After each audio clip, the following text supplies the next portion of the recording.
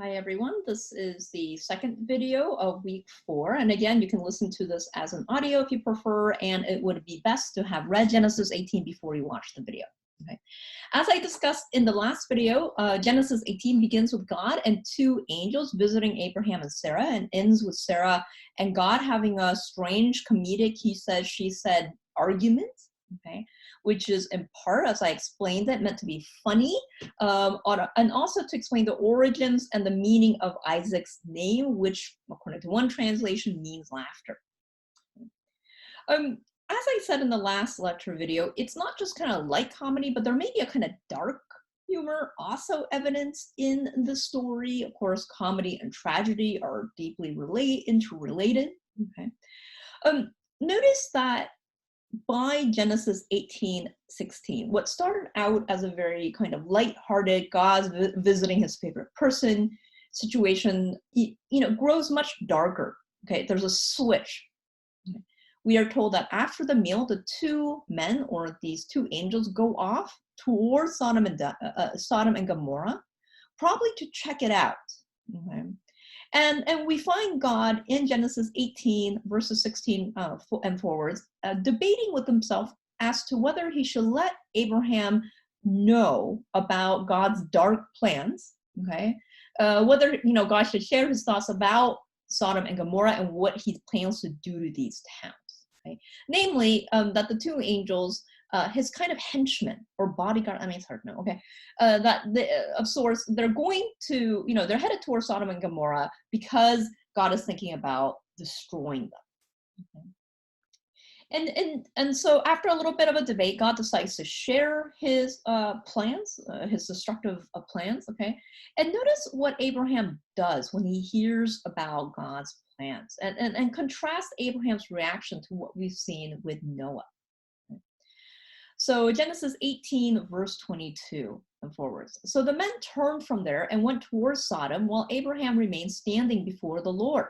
And then Abraham came near and said, "Will you indeed sweep away the righteous with the wicked? Suppose there are 50 righteous within the city. Will you then sweep away the place and not forgive it for the 50 righteous who are in it? Far be it from you to do such a thing, to slay the righteous with the wicked, so that the righteous fare as the wicked. Far be it from you, shall not the judge of all the earth do what is just?" And the Lord said, "Okay, if I find at Sodom 50 righteous in the city, I will forgive the whole place for their sake." And Abraham answered, "Let me take it upon myself to speak for the Lord. I who am but dust and ashes. Suppose 5 of the 50 righteous are lacking. Will you destroy the city for lack of 5? And he, that is God, said, "I will not destroy it if I find 45. And eventually this goes on. I won't read the whole thing, okay? But Abraham gets God down to 10, okay? Abraham, notice, in very submissive, almost groveling language, okay? Of course, he now seems to have recognized that this is God he's talking to, bargains for the survival of Sodom and Gomorrah by appealing to God's more ethical, better sense. Okay, and with this little scene, the biblical writer is making some big theological and ethical points here. Okay, implied is this idea that it is a greater ethical wrong to kill a few innocent people, okay, than it is to destroy lots of sinful people. If your choice is between killing a bunch of bad people or saving a few innocent people, you should always go towards saving. Okay, the more ethical act is to save and preserve whenever possible than it is to destroy. Okay. Indeed, Abraham is able to persuade God to not destroy the town if only 10 righteous people are found in it. Okay. In other words, he is able to persuade God to be better, okay, to a kind of higher ethical standard. And in so doing, we are shown through this tale that human beings are able to, interestingly, change the will or plan of God, and perhaps even help God or the gods become more compassionate, more empathetic to human beings, and more ethical as a result. And this is a very different vision of God than the one we have now, to be honest, okay, where we think of God as this kind of already perfect being. Okay, God is the ultimate kind of arbiter of what is right and wrong.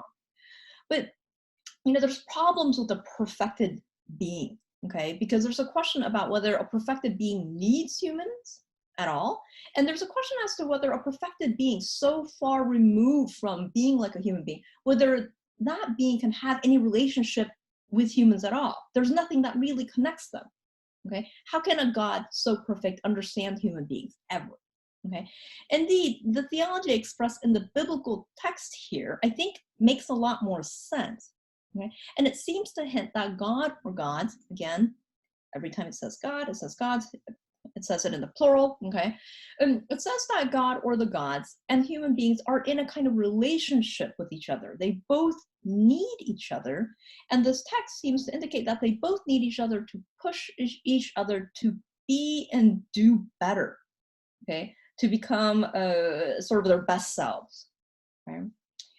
Now, why does Abraham do this? Why does he bargain for the life of Sodom and Gomorrah? And Abraham's actions will become even more problematic and questionable when he fails to not do this later on with his son Isaac. And you'll see when we get to Genesis 22. Okay, so why does Abraham do this? Okay, in part it's because, of course, his nephew Lot is there, and we'll talk about Lot a bit more in the next videos. Okay, indeed, we're told that Lot, his wife, his two daughters, and their fiance is there, right? So that leaves 1, 2, 3, 4, 5, 6. So maybe Abraham figures, well, there's probably at least going to be 4 more righteous people, okay? So maybe that's why he doesn't stop at 5 or something, or stops at 10. It could also be that Abraham does this because, of course, Abraham, like I said, like a lot of the Israelite matriarchs and patriarchs, are not just kind of a singular character, right? They kind of stand for the whole, or they're representative of the entirety of Israel, or the entirety of the chosen nation or chosen people of God. Okay, and as such, Abraham, as a first patriarch, is kind of supposed to act as a model of how all the children of God, all the elect, are supposed to behave. Okay? He is willing to argue with God, to intercede with God for the sake of innocent lives. And the text hints that's why he was chosen. Okay? And that's why perhaps he is justifiably called righteous and just, which is how God describes him in verse 19 of this chapter. Okay? Perhaps this is the purpose, the text maybe insinuates, of the chosen elect people of God. Okay? Indeed, in the Talmud, this rabbinic commentary and interpretation of the biblical text, it's also known as the Oral Torah. It says at Beitzah 32b, okay, it says the following: whoever is merciful to his fellow human beings is without a doubt of the children of our father Abraham. Whoever is unmerciful to his fellow human beings, however, cannot be the children of Abraham, our father. Okay, and so, interestingly, in the Oral Torah, there seems to be this widening of what it means to be a descendant of Abraham, okay, the chosen patriarch. That Abraham get God to change his mind, as I noted earlier, contains important theological messages. Okay, first, to repeat, that God's plan is not so fixed as to be unchangeable by the righteous. Okay, by those who are brave enough to hold God to a higher account, okay, to push God to be better. Indeed, when you consider who Abraham is and what Abraham symbolizes, there's a sense here that this is maybe the ultimate purpose of the elect, okay, if not extended of humankind, to defend the innocent against the horrors that seems to have been decreed or allowed or done to them by the gods, and to intercede on their behalf. And this message about the purpose of the chosen people of God intersects, I think, with the humor, kind of laughter theme we found earlier in the story about God and Sarah's little argument. Okay. Indeed, this tale, like that one preceding it, offers a slightly different vision of laughter and humor, a darker one. Okay, it's this kind of dark humor where you realize that as a human being that you live in a world run by a God who is not unwilling to wholesale destroy towns, no matter how many people, innocent people, reside in them. Okay, this is something that Abraham discovers and that we as readers discover alongside him as we go through the tale. It's the kind of dark humor that comes from realizing that perhaps we humans, well, we might kind of deserve the destruction. that we're not as innocent as we would like, though we're not as guilty as to warrant wholesale destruction either. Okay? Indeed, what we know, because we know how the tale ends, there are not enough righteous people found in that town to preserve it. So God's plans, though moved, still get fulfilled, interestingly. Okay?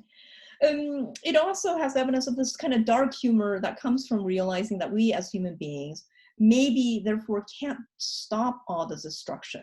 Okay, that we are to some degree powerless and of course limited. But despite that, as human beings, we're supposed to try to stop it anyways. Okay? This may be Abraham's call, and extending that, our call as well, to try to argue with God, bargain with God for the lives of the innocent, though we know we'll probably fail, and though we know there may not be innocent people or enough righteous people in the world to warrant being saved, but to try anyway.